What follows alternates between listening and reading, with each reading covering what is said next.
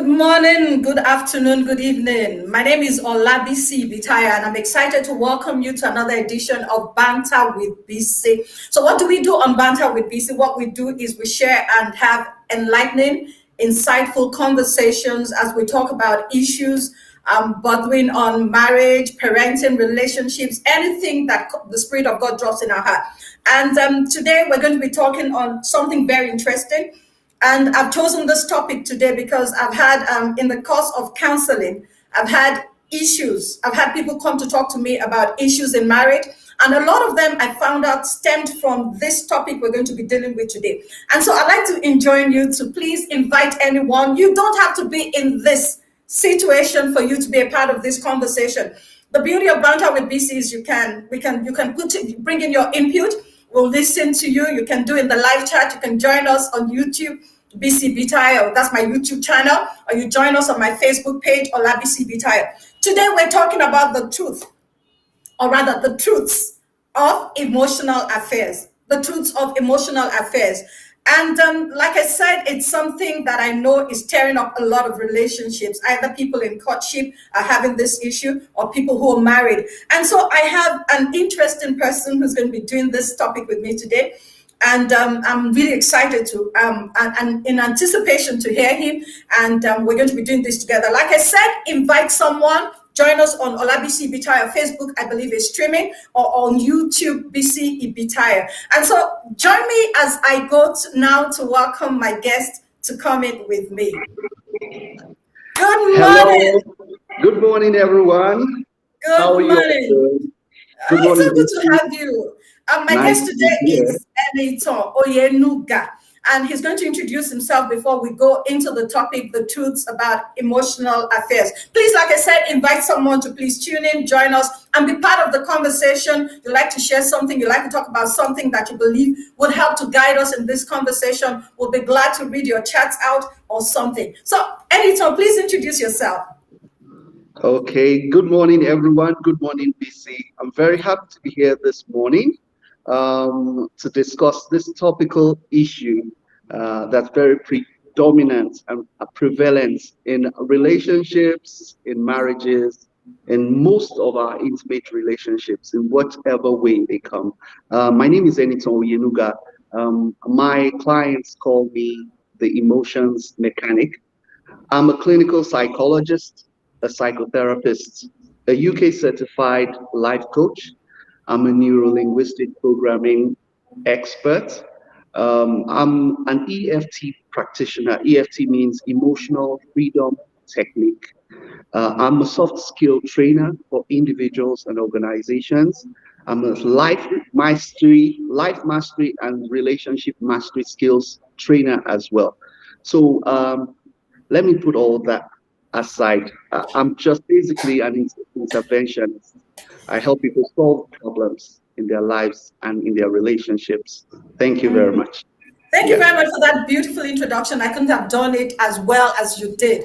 And it's just so, the reason we've asked you to do this is so the listeners can know that you're equipped to do this. And more importantly, also, Eniton is a child of God, a spirit-filled child of God. And so we're going to be coming from different angles, really. We're not preaching at you, but like those who know me very well. I'm a child of God, and I'm unapologetically so. And so I believe so is he. Okay, so Eniton, we're talking today about the truths about emotional affair.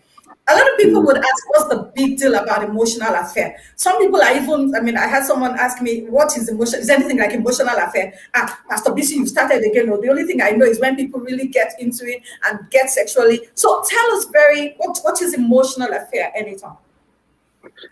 Okay, basically, an emotional affair is when one person in a relationship, in a committed relationship, it could be committed, it could be an ongoing relationship in progress, or work in progress, like a fiance, or boyfriend, girlfriend. When one person decides to share an emotional connect and share emotional intimacy outside that relationship, sometimes we have things we call object affair. someone that's interfacing with the internet. The person could be real, the person could be a machine. We have a lot of people using other people's handle on Instagram. There could be a child toiling with the emotions of, and the adult thinks is an elderly person. So basically, is when you share that emotional connection that for your own partner, for the person that you entered. When you share that connection, when you share with another person, or not, with an object, it could be a phone, it could be a business, it could be friends, immediately you relationship with the person and you stay vested with that person. You begin to start sharing information, vital information. Then you're breaching, passing beyond the boundaries of the commitments you had. That's what we call an emotional wandering, bearing off from the person you should be committed with. Okay, okay, very good. If I get it correctly, and so what we're talking about here is that basically emotional affair is when there's a breach of trust. When Yes. BC breaches a trust, I mean, like she's in a relationship with someone you don't necessarily, and I like the way you put it because sometimes people think you have to be married for us to consider it an affair. So I could be in maybe what we call a courtship, like I'm engaged to be married, and I'm sharing some information or I'm getting chummy with somebody else aside from this person I'm Yeah. committed to. So it's basically when there's a breach of trust. Okay, Yeah. so now what are the signs? What do I need to begin to look out for to say to myself, BC, this is beyond just being friends with Editor. This is getting emotionally, is either I'm getting emotionally entangled or he's getting emotionally entangled. Because some people will say to me when they come to me and they say to me, I didn't know, it was all innocent. I didn't think, and I asked, did you see the signs? And they're looking at you, what signs? So what are the signs we should look out for that would tell us we're veering off that which is just platonic friendship and this is becoming kind of emotional entanglement? Okay, basically, there's a need for awareness of the signs, both is in the affair and the awareness of the signs from the person that's whose affair is being infringed on, whose relationship is the person that is hurt, the person that is hurting, the person that's being betrayed. So we see signs from both sides. And for the person that's getting involved emotionally with another person, the first thing that happens is that the person starts to become obsessive. Obsession has to do with thinking about this other person. You start to think about this person. The person starts to rent a space in your mind constantly, Then beyond thinking about that person, beyond obsession comes compulsion. You now move from thinking to behavior. You start to actually anticipate that person. You start to look forward to seeing that person. You understand? You start to create a part of your day when you just daydream of, you fantasize about this person, you desire to see this person, you desire to hear from this person, whether to see the person physically or to hear from the person via a phone call or a chat. There's something we call text anxiety. You start to have text anxiety. When you send a message to this person, you keep checking your phone. Has the person replied? Or if the person has not sent any message to you that day, though you're in a committed relationship, but you are not aware, you lose awareness of yourself. It takes for someone else to see these things in you, to point them out to you. So you start to anticipate this person. Then you start to feel like this person gets you. That's when it starts to get dangerous. This person gets me. This person understands me. This person knows me more than my partner. Why wouldn't that person know you more than your partner? Because you start sharing intimate, vital information with this person. You've opened up. The thing with intimacy, we talk about intimacy, we talk about trust, we talk about commitment.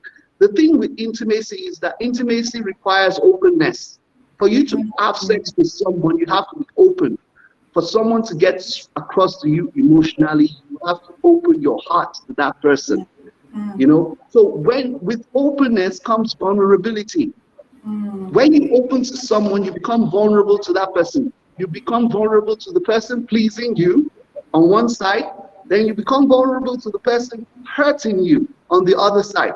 So when there's anxiety associated with this person that is not in, I'm not in a relationship with, there are anxieties associated with the person disappointing me or hurting me, or the expectations, we call it the promise of sex.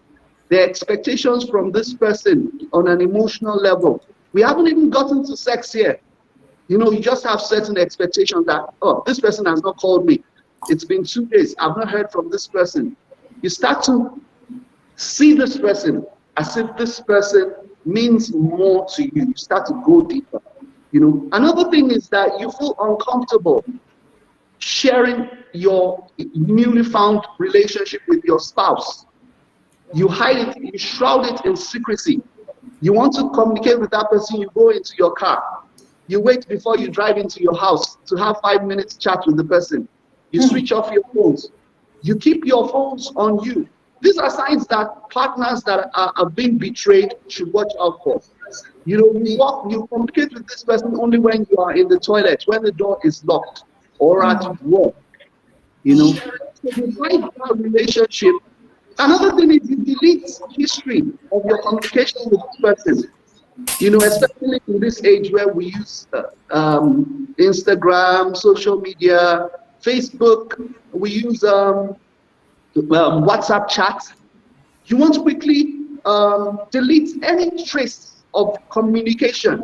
You know, if in case it's getting to states where there's transference, you start to become financially involved with that person, you know, or you start to help that person financially, or in otherwise, you start to become sapiosexual with this person.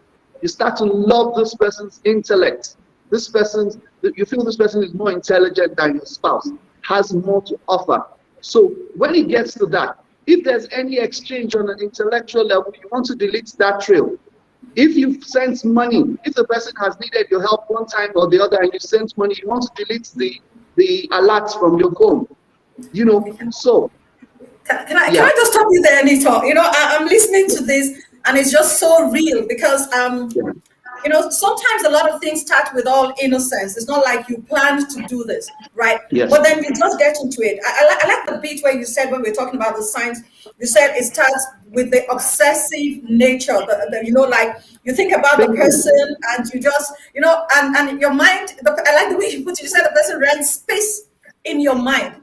So the person Yeah, now occupies a space that somebody else who you're it's committed supposed to, to. as it were, should be occupying. So that means there's an exchange, really. So before Yeah, any time, Bisi and her husband were just so cool. Everything I thought about was my husband. But before I realized that this cool guy now, who's nicer to me and whatever. So I like that. I like to hold you on that. And then also, you said something about text anxiety.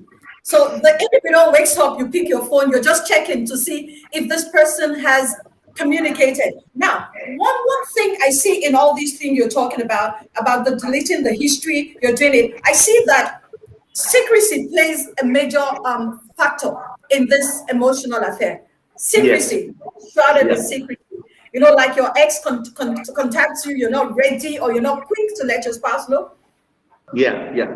Secrecy is a very key factor because somewhere, not in your consciousness, not in your subconsciousness, but in your unconsciousness, you know that this thing is not right. And you want to cover your tracks. You don't want your partner to know. You don't want to, even your friends, if for any reason your contact, any friend or anyone that knows you comes around, You quickly abandon ship, So in your gut feeling, because we're people, and we always know. And when we know, others people know, the people we're betraying knows, that means the whole universe knows that this is wrong. And we always behave, we try to shroud whatever we're doing in secrecy. So as long as to let your partner know that you've had an exchange with someone, whether conversation wise, the fact that you even have anxieties with informing your partner or carrying your partner along is already a sign. I call it the speck in your eye. There's an account for was said that you have to be able to, you can't the speck in another person's eye when there's a eye. You understand? So sometimes you're innocence, it comes out of innocence, and you're innocent. You met that person, you didn't have control over it. You okay, met the person. Yes, please. Thank you very much, Anita. Can I ask you this? Can we say emotional affairs come up most times from a place of need? Let me give an example, because you find out a lot of people, like maybe there's some guy in your office who listens better than your husband or your wife does. There's some person in your office who passes compliments. And so you come into the office, you're looking very nice, you bought a new blazer, and you wore the blazer, you walk past your wife like 3-4 times, she didn't even notice anything, you had a new haircut, you changed your haircut, and then you walk into the office and there's this lovely lady who always goes, I like your blazer, it's new, you changed your haircut, and things like that. And so it starts from a place of vacuum. Can we say that? Yeah. On the unconscious level, you can your consciousness, your subconscious. On the unconscious needs that our partners think, but because of getting so comfortable in the relationship, they stop to meet those needs.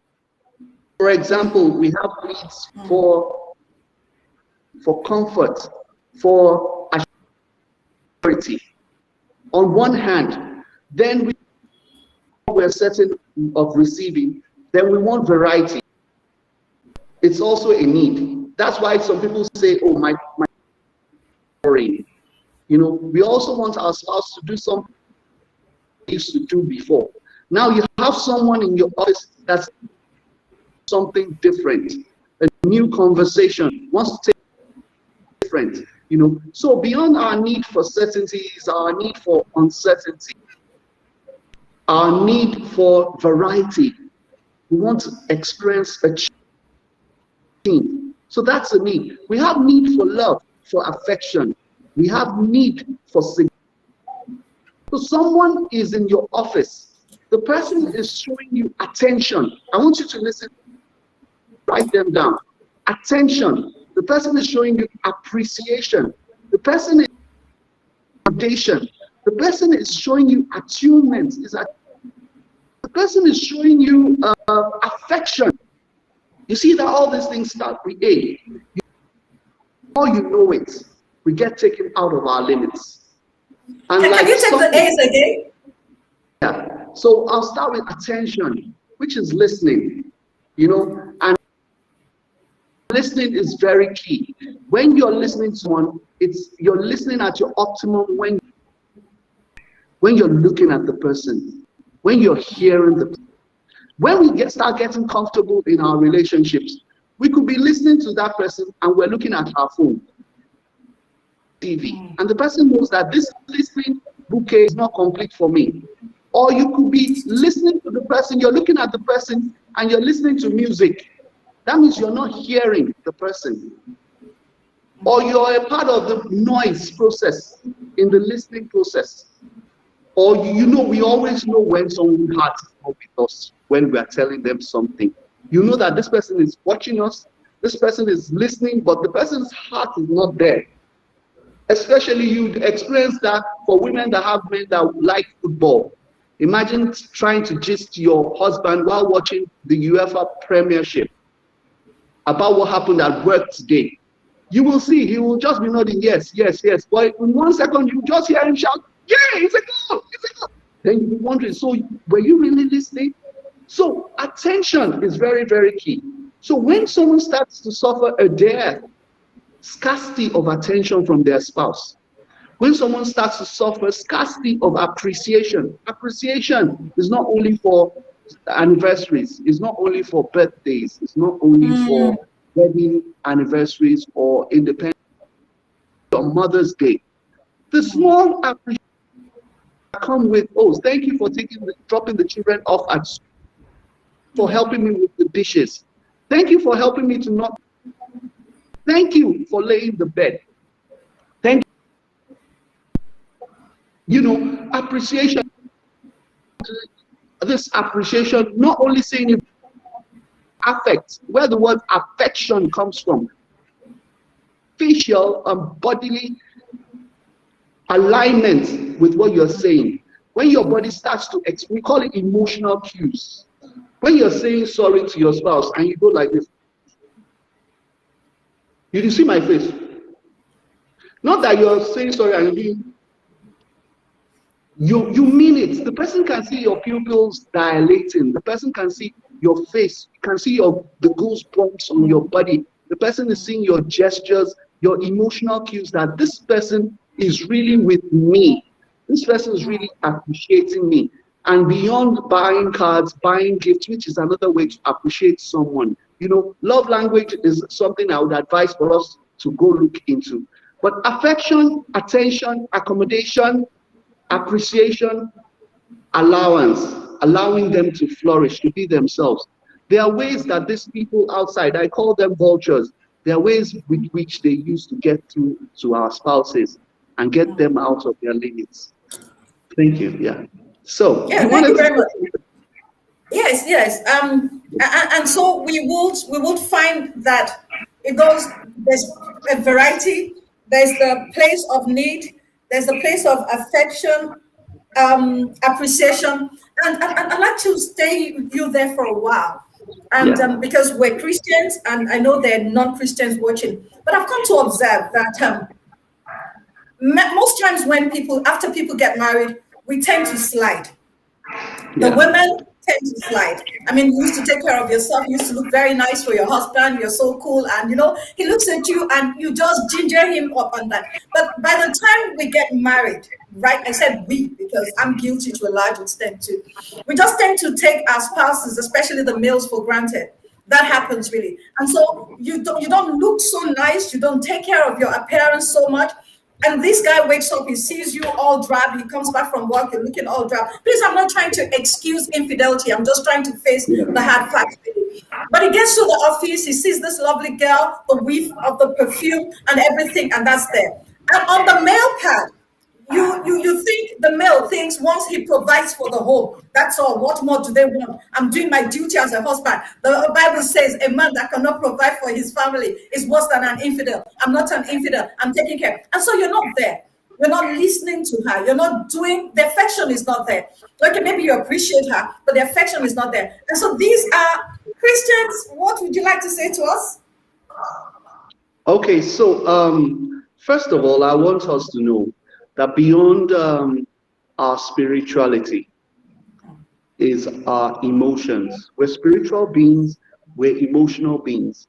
On the spiritual level, we're as big as the universe. We're like gods. We're out there everywhere.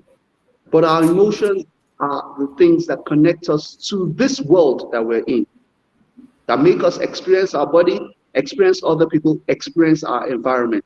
So it's our emotions that really power us, that make us do what we do. But with relationships, when we meet someone for the first time, they cast a spell on us because intrinsically, we all obsess over anything that is new, not only people. We have an obsession for anything that is new. A new friend, a new spouse, a new business idea, a new shoe, a new wristwatch. You know how we frown at someone that steps on our new shoes, or we refuse to remove the covering on our brand new tear rubber car for weeks. Anything that is new, we call it um, we call it romance phase of the relationship. You're in a romance phase of the relationship. You have butterflies, puppy love for this person, but the course of nature goes from new to old naturally. That's right. So as you progress from new to old, the person starts to take you for granted. It's natural. So this is the equation. When we are courting someone, our feelings make us do things. But when you have progressed in the relationships, it is your doing that will bring back the feelings. Do we get the equation? So feelings make us do things. Our emotions make us pursue this person, open the door for them, buy cards for them, take them out to lunch, be nice to them. It's the feelings. We call it falling in love. And the word fall means that you didn't have control over what was happening to you. Someone that fell has suffered I call it psychopathology, has suffered an illness. The person is not conscious of what they are doing. That's It's why involuntary. we call it, we use words like blind. Is blind, blind in love, or what do you call it? When Love is you blind. love is blind, yeah. Blindness with falling in love. But in the marriage, you are not in the marriage. Falling in love does not preserve or maintain your marriage. It is actually loving that person. And loving is not powered by feelings, it's powered by what you choose to do in that relationship, how you choose to treat that person, and being committed and dogged at doing that regardless. We do that with our children, don't we? We love them regardless. We love Yes. them unconditionally, regardless of whether they can cook, regardless of whether they are dirty, regardless of whether they are intelligent or not. Some of us have children with special needs, and we still love them regardless. So why should the love we have for our spouse be less than the love we have for our children or our siblings? What can your younger one do, or your brother do, that will make you write your brother a divorce letter? Please get your lawyers to sign. I'm no longer your sister anymore. You don't hear that happening between brothers and sisters, or mothers and children, or sons. You don't hear that happen. So if it is happening between spouses, that means there's some technical flaws there. There's something that we are getting wrong. That the burden of engagement, which comes from when we get engaged with this person, requires that we continue to do. From the day we were born and our heart started to beat, our hearts are not like, we don't run like machines that you put off to rest. As long as you're engaged with this person, you have to keep doing all the things you were doing. When you started courting this person, remember them. Stay consistent with them.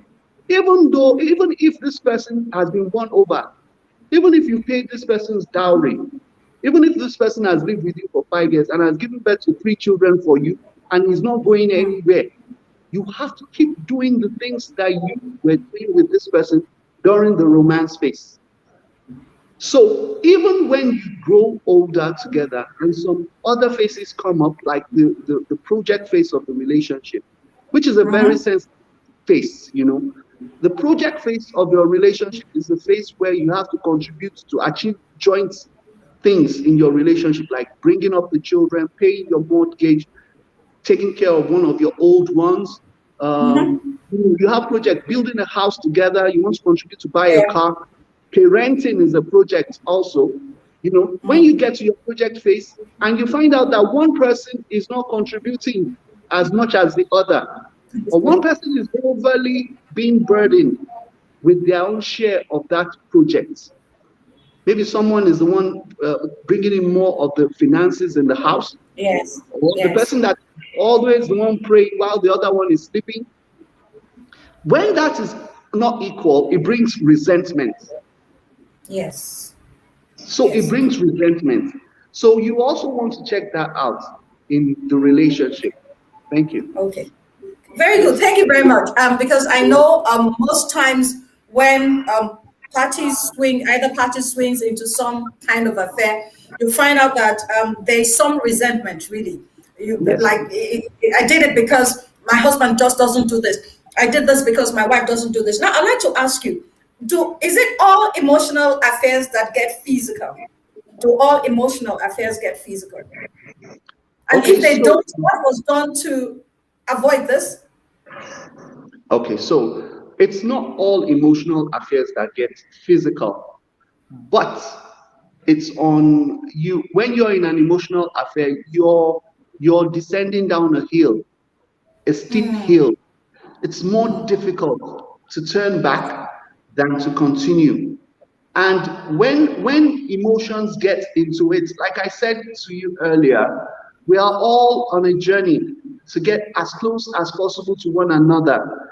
And the utmost intimate position you can be with someone is sex, to be sexually involved. But right before that point of getting sexually involved is emotional involvement. You know, there's a phase in the stages of infidelity, emotional affairs. There's a phase, I call it the fourth and the dangerous phase. That is the phase where you have become so emotionally connected to this person, you have become so emotionally intimate with this person that when you are in the presence of that person, you start to desire them sexually. Wow. You start to, on a physiological level, you start to get turned on. You start to juice up, like some of my friends, male friends say.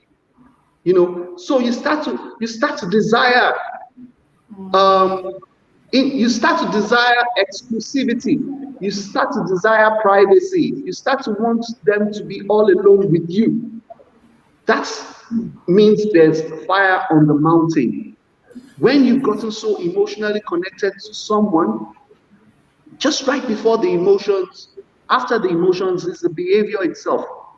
In neuro-linguistic programming, we learn that simulation and reality are one and the same. That's right. Yeah, most pilots that learn to fly planes, Yeah. they learn it in a simulator. So when you simulate your mind, that's why that Bible verse, the one Matthew 5, that 28. says, yeah, when you look at a woman and you lust after them, you have actually committed adultery in your heart. The heart has to do with emotions. And there's also a scripture that says, as the mind thinks, Think it. So think easy. it. No, no, no, no, no. That's exactly what I was aiming at. There's something you jumped there. As a man Okay. thinketh in his In heart, his hand. In his so is hand. he. Yeah. You understand? So is the middleman there. The emotions. Once the person is right, especially for the woman, this is the mathematical equation. For the woman, once the person is right, sex is inevitable. Once the person you are engaged with, you are distracted with, is the right person.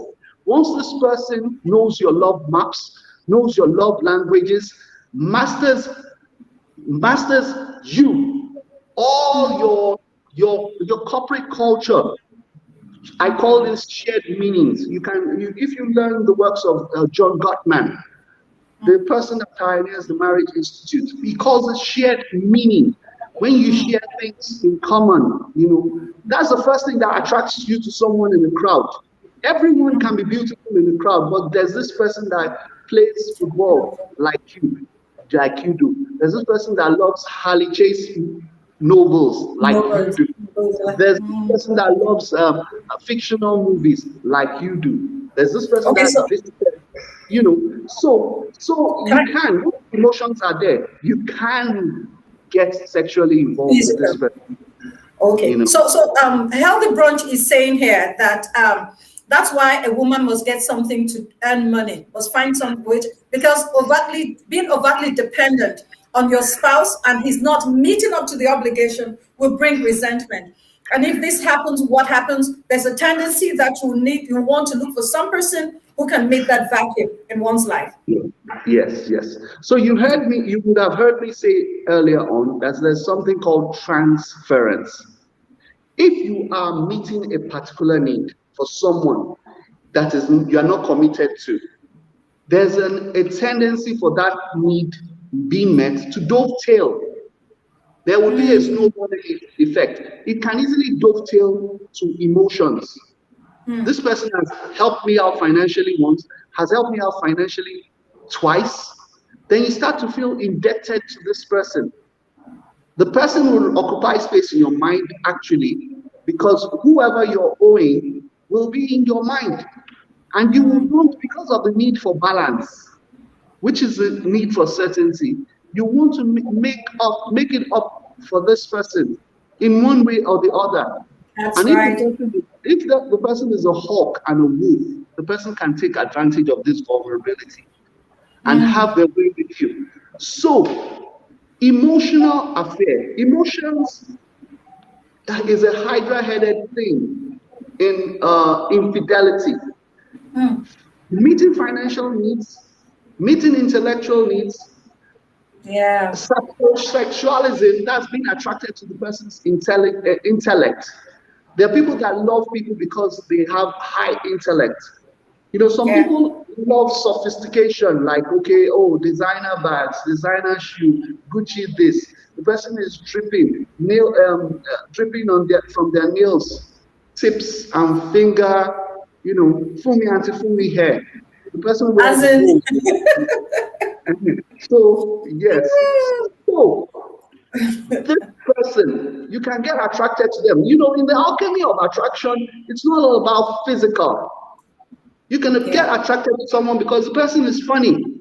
And if you're someone that's come to the world to come to laugh, there's some people like that. Like their neurology is wired to want to laugh, like they want to laugh. They look at a bottle and they're laughing. Then they now meet, in Yoruba language, we call it Onijo to Pade Onilu. Somebody that's going to laugh meets a comedian. Then the person, you're hooked on that person, you're addicted to that person. And all of a sudden, your partner will start to lose significance and lose their effect on you, the hold that they have on you. And that's the peak of betrayal. The person feels the peak of betrayal when they feel that they have no more hold on you. When there's an emotional disconnect, and they feel that there's nothing else they can do within their resourcefulness to get this person attracted to them. So once emotions come in, sex can come in easily, either way, for the man or the woman. Okay, so someone is asking us here. Yeah, yes, okay. please. Okay, so someone is asking here that can a once emotional affair later become a healthy platonic friendship? Would you advise that? Usually, I wouldn't advise that, because Why? the reason why I wouldn't advise that is because there's a line that has been crossed, and you don't want to be wearing a gown that is soaked in petrol and moving close to fire. No, you have to Highly guard your heart inflammable. with all diligence. You understand? You remember that scripture, guard your heart with Yes. all diligence, because within Out your of them heart are the all the building blocks that create your reality. So you don't want to be a fish and you're moving close to a cat. Once you have become emotionally involved with this person and you've gotten to the level, you've crossed the boundary of chemistry. You've gotten to the boundary. That thing when they say, if you've lost after a woman, you've already committed adultery in your heart. It's as simple as something I always tell my couples when they come for therapy. I tell them to hold in their minds a glass filled with bitters. Let's say Alomo bitters, for example, or Swedish bitters. And you can join in this, Bisi. Just hold a glass filled with bitters and look at that glass. What's the color of the glass, of the bitters in the glass? What's the color? I'm Green? asking now. Green. Green. First, it's black. Then I want you to Yeah. see, is the bitters in the glass, is it warm or cold for you? Well, since I like cold drinks, cold for me. Cold. So now I want you to close your eyes, open your mouth, and just down the glass of bitters. Just down it. Mm-hmm. Did you feel anything go somewhere in your mouth? You see, you're even showing your face right now. The part of your face, even though there was no glass of bitters, that is how reality Powerful and the mind. simulation are one and the same. Once this person has rented space in your mind and has started making you to juice up, even without touching or being close to that person, then you should move away from that person. You should look for a way to tactfully sever yourself from that person. And you have to tactfully do it because it can easily turn to revenge. Because you severing yourself, Yes. that person can start to loathe you or hate you or feel that you've broken their hearts also. So you have to do that tactfully. So it's possible, it's very possible. And you know, when they say you should tempt not the Lord thy God, That's that is what right. it means. You know, you want to go to someone's house at night and you're alone together, man and a woman, you're alone together, and you're saying, I'm just going to gist with him and nothing will happen. It's not possible. You're tempting the Lord your God. And like my mother would say in Yoruba language, please don't quote me anywhere. She would say, irú eré wo lọmọkùnrin àti obìnrin ṣe bí kì í ṣe eré dídó. That means a Hi. man and a woman cannot be alone together. You're sharing privacy, you're in secrecy, you're in a hotel room together. You go to see them in their house at inordinately odd times when their children are not around, and you don't expect the equation to be completed. It will be completed. Someday. In Yeah. sex. So you It would will never advise complete. no platonic relationship. Okay, Yeah, I'd just like to ask you here. Is yeah, it wise, some a woman or a man who has been emotionally entangled and has now tactfully gotten out of yeah. it? Is it necessary to let your spouse know what you went through, or should it be between you and God till you die? Hmm. That one is a tricky one. You know, I have been in this situation with many couples, and I always allow them to decide for themselves. How? One thing that I know is if you have totally severed from an affair and your husband does not know about that affair or your spouse doesn't know, it will be resourceful, only resourceful, that you just save them from the pain, especially if you're sure that you've secured yourself. What's the use in you telling your spouse that you've been sexually involved with someone? You know, we can say that is not honesty, but that is lacking tact as well. Because in the honesty dimension, honesty and tact are like heads and tail of a coin. You can't throw one away into the river without the other following it. So I would advise this disclosure is something that should have happened. It's something that should have happened while the affair was going on or before the affair. Unless if you're driven and your spirit is telling you that, okay, you want forgiveness and you want closure and release in your spirit man. Because sometimes the burden of guilt can be so strong. Yeah, Then it's fine. And overwhelming. you also want to know the kind of spouse that you have. There are some spouses that are forgiven. There are some of them that there are lesser wrongs you've done and they've not forgiven you up to date. So I'll say wisdom is profitable to direct. But from Hannah the says on outside, Facebook that Hannah says here on Facebook that that's discretion and not secrecy. it's discretion. That And she that's why I agrees said with you. wisdom. That's why That I she's said agreeing wisdom with is you. profitable.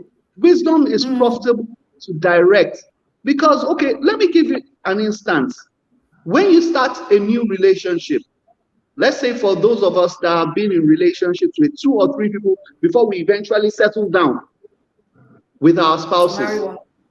to marry one, do you bother giving them the history of your sexual whatever with all the men you've met?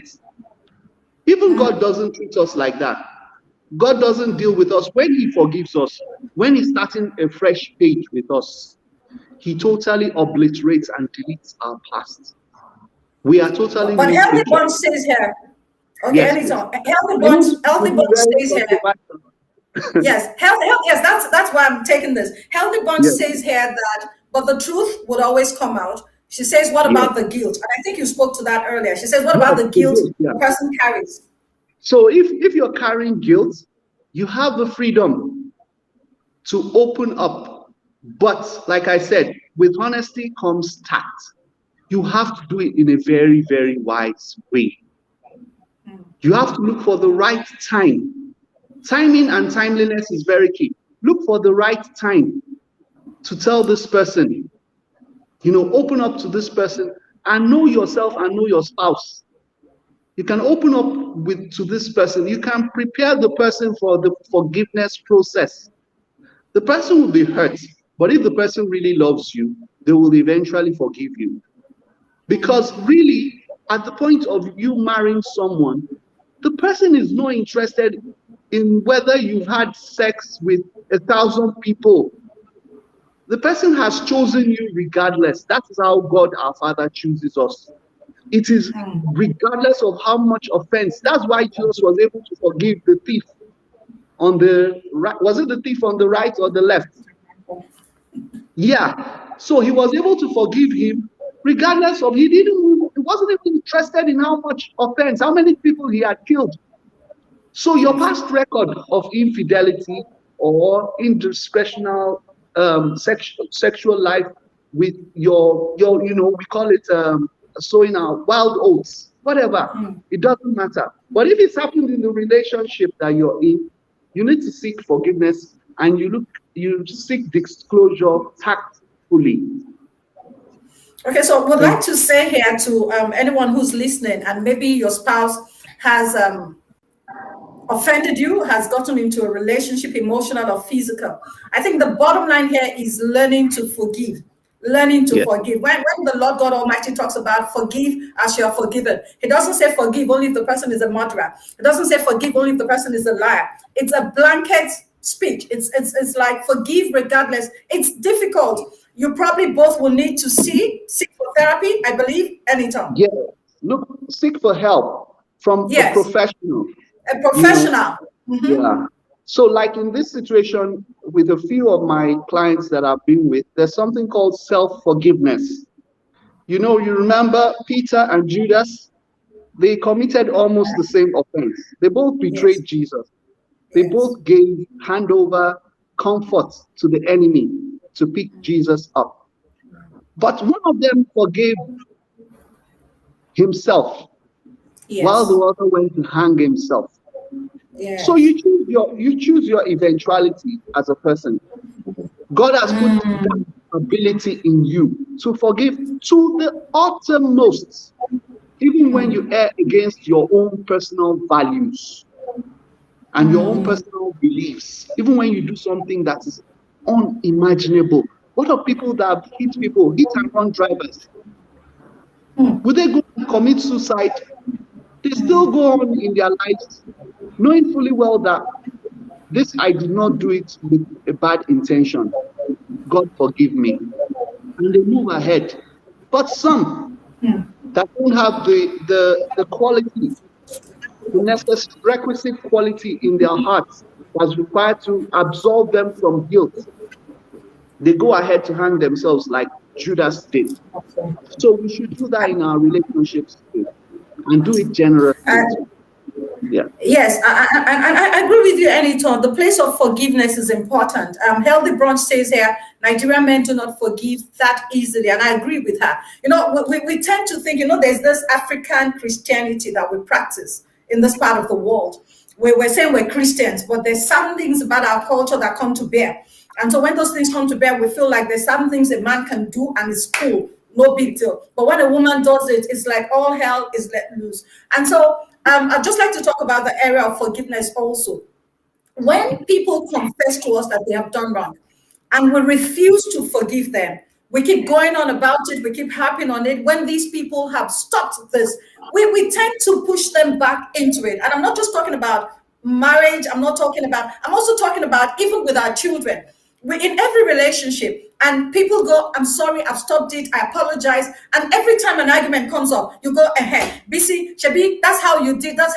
You're not helping yourself, you're not helping the person either. There's a tendency the person goes, Shabi, they cook, don't believe me. Let me just go on and continue to do this. Or what do you think, Anita? What's your take on that? Okay, so we need to understand forgiveness, the alchemy of forgiveness, and it works like this. Forgiveness should be absolute. They say sometimes they say to err is human, to forgive is divine. Yeah, it's really divine. There is the divinity in you that you need to tap into, and we all have that. It's a right side of the brain thought process. We all have that divinity in us, that quality that makes us able to forgive to the uttermost. So forgiveness is like this. There was a time I was playing a computer game with my son, Fortnite, and I didn't understand the game. He was actually better than I was on the game, and he still beats me generously on the game.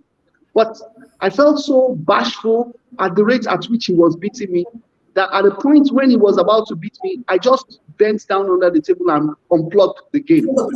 I just pulled the plug. Like, kilo day. Yes, this is fatherhood. I pulled the plugs. Immediately I pulled the plugs. He screamed out, Daddy, I was about to win. I said, no, you did not win me. The game is over. It doesn't count. Even if you're 10 points ahead, it is over. And he was trying to check the memory bank of the console to see if he could bring the game up again. He couldn't. And we had to start again. That is how true and absolute forgiveness works. When our God and our Father forgives us, He never revisits the past. And that's why people, when they go to church, they keep going back to give their lives to Christ over and over again. It's as if they don't believe that forgiveness. They don't believe in the absoluteness of the forgiveness. Once the forgiveness is done, it's over. And we have that quality in us as well. It's just that we choose not to tap into it. The reason why it's difficult for people to forgive is because they want to be able to achieve balance, the need for balance. The need for balance believes that until I have done something else that is as heavy as what you've done wrong to me, then I don't feel okay. They want to balance. Then they always enjoy the feeling of significance that comes with somebody kneeling down in front of them all the time. When somebody is kneeling down perpetually in front of you, that means you're like a god. That's why yes. And we should forgive regardless, because we would only be in this world for one time. So why do we have to live our lives holding on to the leg of another person? When you do that, you yourself will not even be able to move. The person holding that person's leg and the person whose legs have been held down, the two of them are going to be dead, and nobody is moving. Yeah. That's right. So that's married. Right. Yeah. That's right. Okay, so we're still talking about emotional affair. Mary says God will help men in this part of the world to love regardless. They keep going back to what they say they have forgiven, and they just keep tapping on it. And the same likewise. So we've heard that it has to be absolute for us to move forward. Healthy Brunch says the guilty must be ready to answer all questions asked as proof of openness and genuine repentance. But I think from what Anito has said, they have to be tactful. Tactful not to hide the truth, but tactful not to hurt one further. Because before you know it, the psychology of it just keeps ringing in your ears. Even when you have forgiven and you have kind of made up, you're still thinking, Is he comparing me to her? Is she comparing me to her? I think that happens really. So when you Yeah. hear too much, the details, right? Yeah. So when we hurt, it goes like with any form of pain. We have pain on the organic level, as scarring physically. When you get injured, I still have some scars of points in my body where I was flogged when I was in the boarding house. And when I'm dressing up, I see those scars and I feel, I grieve, You and I grieve. feel like, okay, yeah. But do those scars, do they define me? No. They will be there. We're all soldiers traveling through this journey of life. We're not tourists. We're all traveling. So, as soldiers, every good soldier will have a scar, whether it's emotional or physical. The scars will never leave. So, and scars are for us to tell stories of how we came out victorious. Because that scar did not take us away. That scar did not take us away. It did not bury us finally. So we can show our children. This was when I got this when I was in secondary school. I got this when I was playing football in the university. I got this when I had an accident once. I got this when I dated Peter. I'm pointing at the heart now. I got this. So these cars, they come out in form of what we call cognitive distortions or detachment injuries, trauma. So when we suffer a trauma from a relationship, the scar is there. It has the ability of altering our thought process, our That's interpretation right. mechanism. That's It has right. the ability to alter our personalities, the way we handle people in other relationships in the future.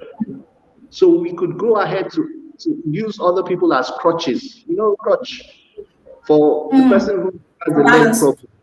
Yeah, we use some people that we go into relationships in the future with as crutches as a result of past traumas. Experience. So, Yes. yeah, so we really, these experiences will never leave us. We can't forget them, but we have to live beside them, That's right. which is the major anchor word for mental health recovery. You learn to live beside your situation, the trauma that you had, and the fact that you have self awareness that this is who I became as a result of this trauma. Yeah. It can help you to be a new person to the new person that you're in a relationship with. Okay, so what I hear here now is you're the one has messed up, gotten into an emotional relationship or what. Um, the person who has erred must Yes, be ready to cut off from that relationship totally.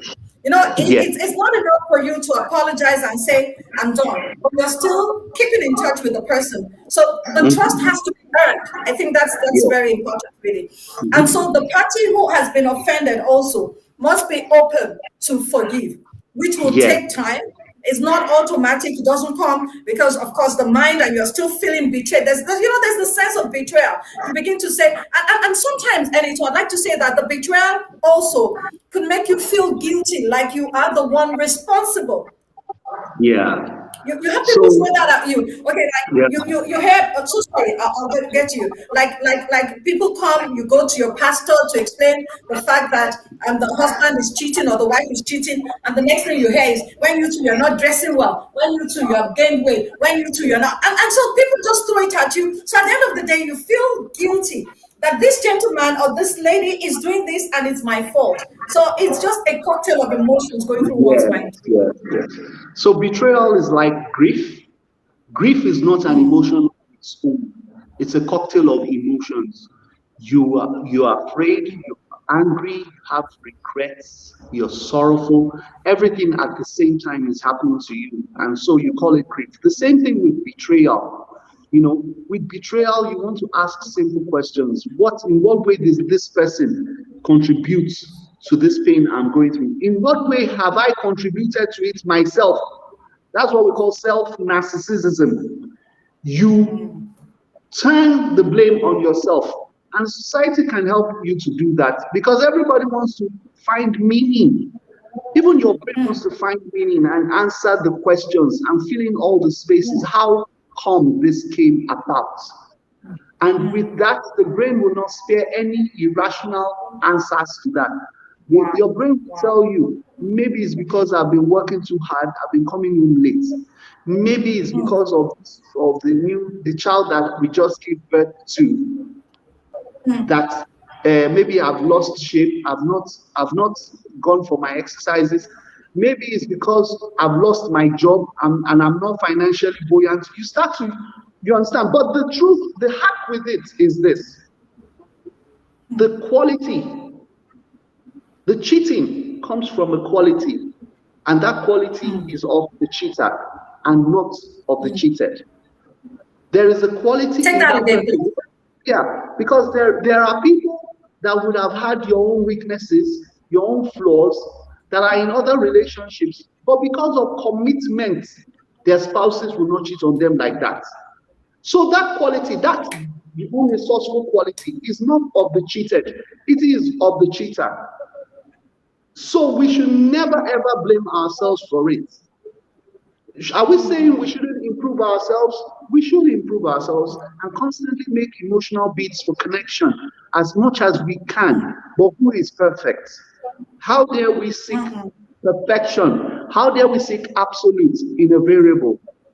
It's only God that is an absolute person, absolutely perfect. It's only the statue that you have down your road on the roundabout that is absolutely going to be there for you when you get there the next morning. If you put a man there, you can't trust the man to be there for you. So we have to give that Thank allowance for imperfection. Thank you. God help us. So Bukola is asking a question here on Facebook. Buki is saying, how do you help someone who is entangled in an emotional relationship? In this case, you're an observer, probably somebody's friend, and but one party is a friend or acquaintance. So how do you help this person? Okay, so with this, you need to embrace emotional intelligence of some sort. First of all, you help the person to gain awareness of themselves. That is what the person can see in themselves. And that's why we started off with the signs. This Yes. person, as clinical psychologists, people come to us and say, this is what is wrong with me. But they come with symptoms, but we are trained to see the signs. So, for example, no one would notice when they start to obsess over another person because it's a sweet Yes. thing. When we're doing something sweet, time goes and flies like that. We're taken out of a popular psychologist said that we are all in this for the spell. We all want someone to cast a spell on us. It's a pleasurable thing. And we also enjoy the process of casting spells on others. So when this person is beginning to show these signs of infidelity, they don't know. They don't know when they are being taken away. Just the same way when you're in a lift, you have no idea which floor you are unless you look at the prompter. The indicators. Yeah, the indicator. So it's a beautiful process that you have an obsession in your mind. Somebody has rented your flat in your brain. You understand? It's a beautiful process for you to be enjoying the luxury that somebody gets you. That is very rare in this age. Somebody understands me. He gets me. We are flowing on the same frequency. You understand? It's beautiful for you to be anticipating to see someone. You go to church. You go to church and you're looking at one side of the hall because you are waiting to see if this person will be there. Even in church? Even in church, even in anywhere, in your workplace, the person does not come to work and the day is toast for you.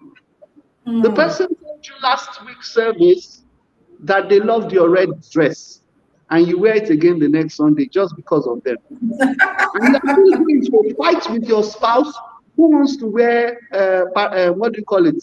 When you wear the same thing, wants to wear blue. Your husband wants to wear blue and is saying, sweetheart, why don't you wear Where to blue? match? So that we, but you are giving excuses Uncle. For you to wear red, just because somebody has complimented you last Sunday, you're keeping that hairdo longer than you should because a man had admired it. So when pleasure, that's how pleasure works.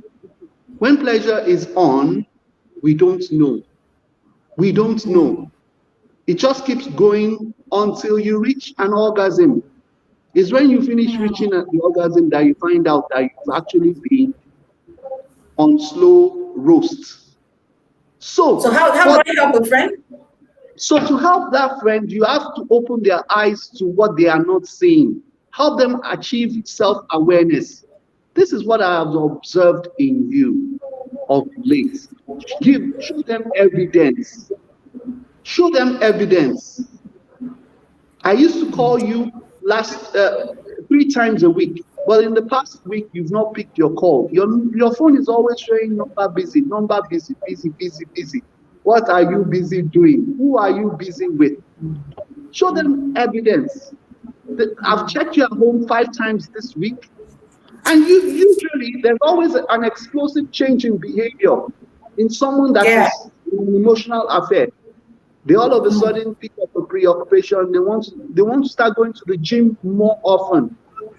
Now they don't want to make rehearsals, choir rehearsals. You understand? Because there is always an environment that always starts off this process, an environment that breeds familiarity. Yeah. So that's what happens. So you have to let them see what they are not seeing and let them see what you are seeing as well. Thank you. So it's not, I'm talking here now, I'm advising a friend, and it's not so much as me coming out to condemn that friend. It's more like me pointing out the dangers, the consequences of what this individual is into. So I'm not running her down. I'm not saying, you will go to hell, you will die. But I'm just guiding. Yeah. That's what you're doing. And when you expose the consequences, that's another way, just like you said. The consequences of lies. What do lies do to us? What do deceits do to your partner? What does betrayal? Tell them about the pain. How does it affect the children? Because the children are learning as well. They're imprinting off what you're doing and learning. This is how, a relationship, is this how a relationship should be? Is this how I'm supposed to be in my relationship when I grow up? See what daddy is doing. Children that so what you're modeling. Children are born tabula rasa, which means that they are empty slates. And whatever they will become, you are their first teachers. And they learn from you. So your children are secondary victims of your emotional affair, because you are molding them. And for children, they always grow up to marry either their father or become their mother, or marry their mother or and become their father. That is how it is for them. So if you become that cheat in your relationship, you're laying foundations for the possibility of your child to marry a cheat or become a cheat themselves. You have to let them see. Someone says, fantastic. The consequences. Someone says here, how do you advise someone who thinks it's a way of life since the other spouse is doing same as well? I mean, we're saying here now, what we've been talking about, I like this question, because what we've been saying along is that you're not being fair to the other person is a betrayal of trust. But in this case, it's not a factor of, what are you talking about? He's doing it, I'm doing it too. You do me, I do you. It's like you do me, I do you. So that comes with rebellion. That's what we call rebellion.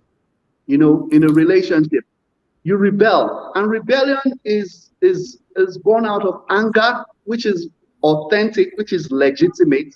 You're angry and you want to pay this person back. But this is how rebellion works. I'm paying you back for what you've done to me by hurting myself.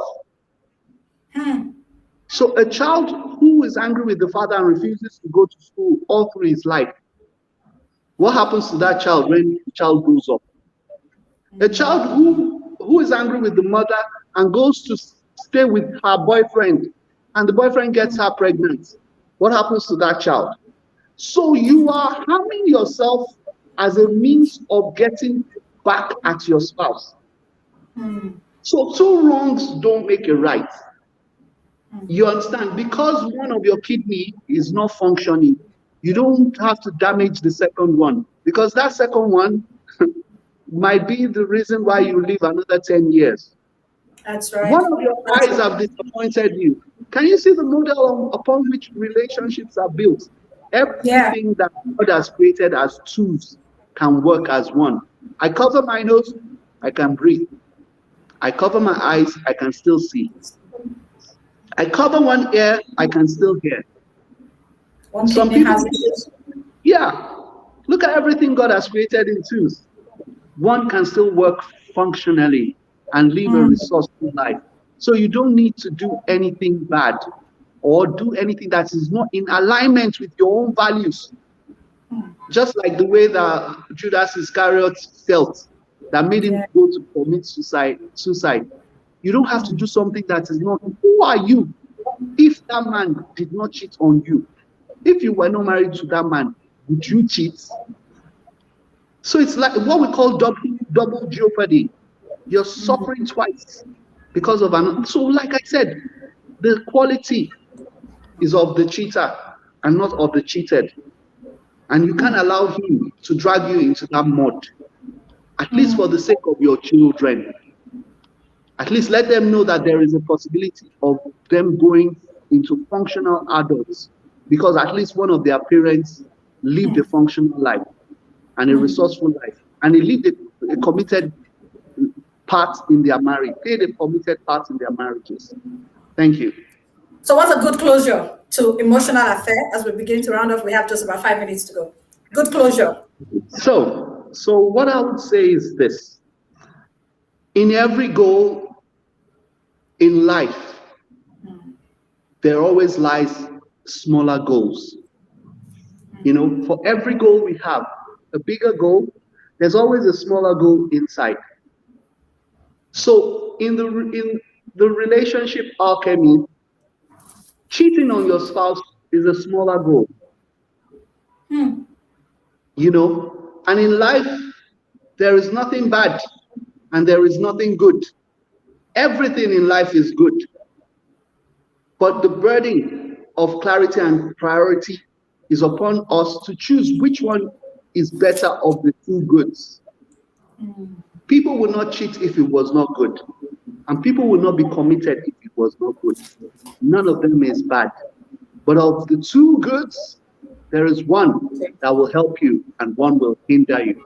One is a larger goal, one is a smaller goal. Always embrace the larger goal. And you will enjoy your life. You will enjoy blissful moments in your intimate relationships. Your children will thank you for it. I did a research with adolescents and I told them what are the things that they would want to thank God for or pray for God to do for them in their parents' lives. And a huge number of them, out of the first four items they mentioned, was that God should help their parents to stay together. Imagine that. If that matters much to children and adolescents, then why should we allow ourselves to follow our own bliss, even when it's not helping us? So that's my advice. Choose. It's the principle of the fruits of knowledge of good and evil. You choose. I've laid before you life and death. Choose. But I admonish you. Choose life. Death is also life, but a lesser life. Death is also sweet, but it's a smaller goal. So thank you very much. I think I've had a Okay. lovely time. It's amazing. I'm just so thrilled. I wish we could go on. I'm sure we're going to have you back to bring another person. Can I say this? What role has social media played in is it enhancing now or making it easy to go into emotional affairs or any affair at that? The role of social So, media. so the thing with social media is it gives to us with one hand, and it takes back from us with 10 hands. Mm, In Yoruba proverbs, um, There's a Yoruba proverb that says, Babalawo tó ṣe oògùn àfẹ́ẹ̀rí fáyán ló ṣe àrìnàkò fún adìyẹ. The same herbalist that created a talisman for the chicken to see clearly is the same one that created the talisman for the cockroach to be invisible. And the chicken won't see the cockroach. The chicken's talisman is there to make the chicken Yes, see it the will cockroach. work. But the cockroach's talisman is to make him invisible so that the chicken will not see it. That is how the Anisha, social media works. I must meet Yeah. your parents. I really have to meet them. Go on, I'm listening. So the social media, you're saying, what gives you I'm with an, one hand and takes back with 10 I'm an hands? Ijebu man. I'm an Ijebu man. And you know, Ijebu, they say, is the headquarters of alchemy, just like India. You know. So, like I was saying, social media. What social media does is that it helps people to cheat easily. Okay? It helps to promote secrecy. You know, you can reach out. That's why I mentioned cyber affair in the beginning. You can reach out to someone easily via social media. There's so many of us. The last thing we see before we go to bed is our phones. And the first thing we pick up is our phones when we wake up, not our spouses. We don't say good night to our spouses and we don't say good morning to our spouses. We do that with our phones. And when we do that with our phones, we do it with someone on our phones. So with social media, a whole market of people can be in your house. That's right. I call that the burden of engagement. You know, the burden of engagement. You are on 17 WhatsApp groups, and you have to respond to all of them. And in one WhatsApp group, there are 200 people. Your old school classmates association, and you have this anxiety, like I told you, text anxiety. You are worried. Yeah. This group cannot move along without your comments or your like.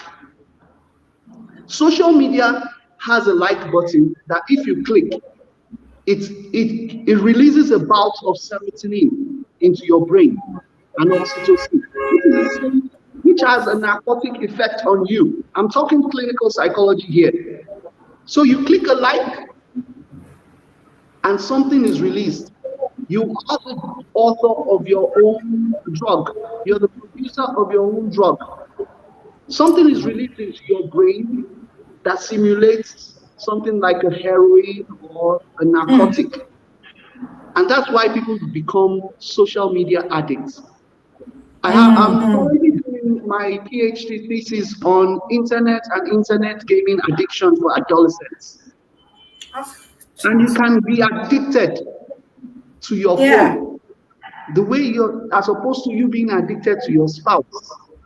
Imagine the pain when your spouse knows that they have no effect on you or a lesser effect on you than a device.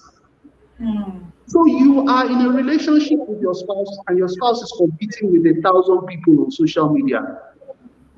Do you know that there are some people that you will send messages to on social media at 3 o'clock in the night and they will respond to you immediately? What's the difference between that and sleeping with someone? 3 o'clock in the night, you are sending a message to a female, maybe somebody else's wife, and the person responds to you immediately. Doesn't mean the person has been having you on their mind while their beds, on their maternal beds. So just one, can I hold you there? So Healthy Brunch says so many lonely, vulnerable people out there, social media. Yes. So social media is good, but it's like a bulldog, a Rottweiler, that tugs on your leash. If you don't control it, it will pull you to anywhere, to pull you into the mud. You have to be the one.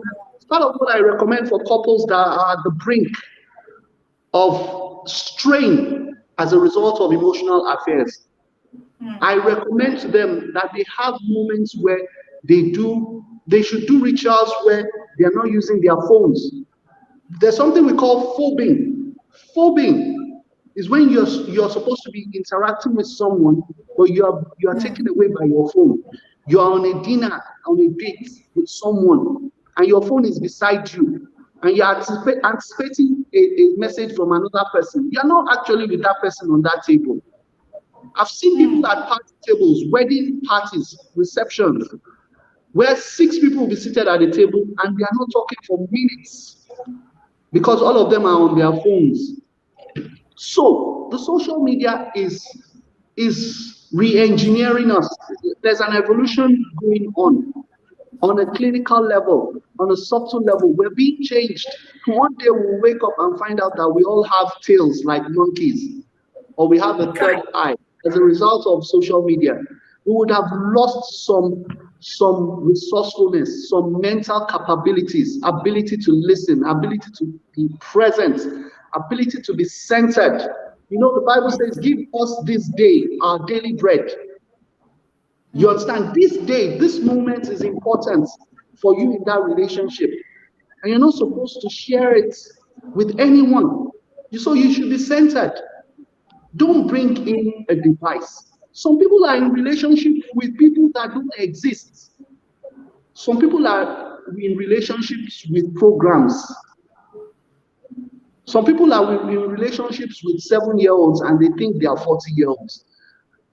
These things are not real. That smiley that is winking like this, that person is winking at you with a smiley, but is on a bed with another lady. How would you know? That person is sending love, heart to you on social media, and you are being taken away, you are feeling pushy. But the person is neck to neck with another lady on a bed.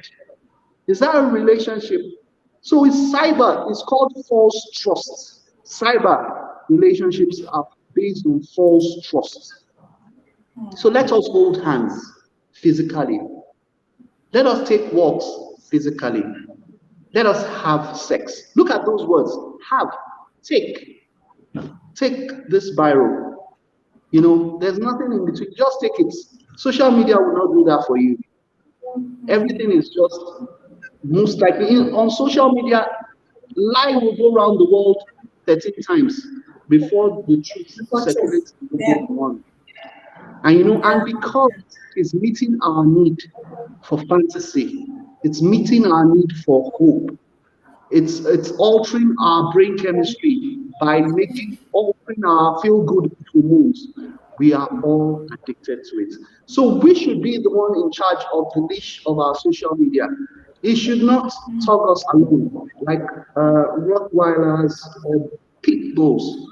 That means we are not in control. So generously, after this session, I would put my phone down and switch it off and spend time with my wife.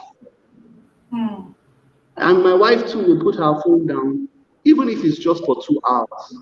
That is real relationship. It is medieval, it is ancient, and it is true. You don't want to, we're living half life, half plate with this social media thing. You know, it's serving us in one way and serving us in 10,000 ways. Look at the number of people listening to us right now. It is good, it is very good and resourceful. But there are other people waiting for them to finish this conversation with us. They're waiting for their attention as well. You understand? Yes, So, I. social media is good, but we shouldn't allow it to take us away like someone that is we are in an affair with. That's what I'm trying to say. Thank you. Wow, thank you very much. Hmm. You're And just so, welcome. I don't know, we could go on and on. And someone says here, Enito Yenuga on Facebook, amazing gift. Very impressive, sir. I must meet you in Thank you. person. Don't worry, we can make that work. What we're getting here is we're getting it for free, what people would charge for ordinarily. I like that place of false trust. False trust. Yes. Before you accept that friendship request on Facebook, ask yourself, where is it leading to? Before you get all mushy and excited because your ex is connecting with you, be careful to ask yourself where, like someone I respect a lot, someone I have a lot of respect for says, we can tell. how a relationship or how an action starts, but nobody can ever predict how it's going to end. Ask David in the Bible. He didn't know how it was going to end with Bathsheba. Ask Samson. Ask so many people. Ask a lot of men. That's why you will have a lot of old men who have made a lot of mistakes in their marriages, advising the younger ones and saying to them, why would you want to do this? Ask us. It won't get anywhere. I know the beauty of who we are as children of God is that we have a point of reference, and that's the word of God. And it's an amazing word, really, because it's life and it's true. So, whatever it is we're not sure about, let's get into the word of God, and we're sure that the Lord God Almighty will keep guiding us. Parting word for our viewers as you go. Okay, so I would like to say something I learned in neuro-linguistic programming. It says the meaning of your communication is not what you've said or what you've done. It is actually the response that you get or the response that you've got. So sometimes don't obsess over what you think about what you're doing. Try to find out, take some interest in how it is affecting others. So, like Jesus said to Peter and John, he said, he asked them, what do men think that I, the Son of Man, am? You should ask your spouse today that question. Do you think that I've been faithful to you? And when they tell you their response, when they give you their response, take it with grace and take it as a gift and don't be angry about it. Thank you very much. Thank you very much for your parting words, Anita. I really wanted them to get a full view of you. That's why I blanked myself out. Emotions very Thank you. important in all relationships. Let's ensure that we connect. Let's take time to spend time with one another. I mean, I have so much I have written down here, Anita. I'm just so thrilled. I've gotten for free what people are paying for to see you. I thank Jola for making this happen. Jola, the Lord bless you if you're Yeah, watching. Jola, I really it's appreciate. done. Yeah. Thank you very much, Jola, for making this happen. She was the one who linked me with Anita. We've been talking today about emotional affair, and I've had with me here Anita Oyenuga. Thank you very much, Anita, for joining us. The Lord bless you and continue to Thank you, endue you with Bisi. wisdom and all the best in your PhD. Okay, Yeah, yeah, take care, yeah. man. Yeah. So thank you very much for joining today. We've been on Banter with BC for a few minutes. No, not a few minutes. It's been about an hour or thereabout. I'd like to thank you for tuning in today. Can I say this? The beauty of what you have learned today would be if you pass this on to somebody else who you believe needs to hear about this. You can ask them to watch this again on my Facebook page, Bisi Bitaya, or my YouTube channel, BC Bitaya, so they can catch up. And even if you need to listen to it again, in case there's some things you missed, you can use this to counsel those people that you believe need to hear some things, and we can also use it to apply to our lives as well. Can I say this to us? A lot of times when we hear things like this, you're thinking in your head, I wish my wife was here or my husband was here to listen to this. But what I always do when I listen to anything, even though I'm not in that present situation, I'm learning lessons from it on how not to get to that point in my life. So do yourself a lot of good. Listen to this again, and I promise you, your life will be enriched and you'll also be able to be a blessing to the others. My name is Olabisi Ibitayo. Once again, I thank you for joining in. Till I meet you again on another interesting edition of Banter with Bisi. The Lord bless you, the Lord keep watch over you, and the Lord keep you in the center of his purpose for your life. Thank you, and bye-bye.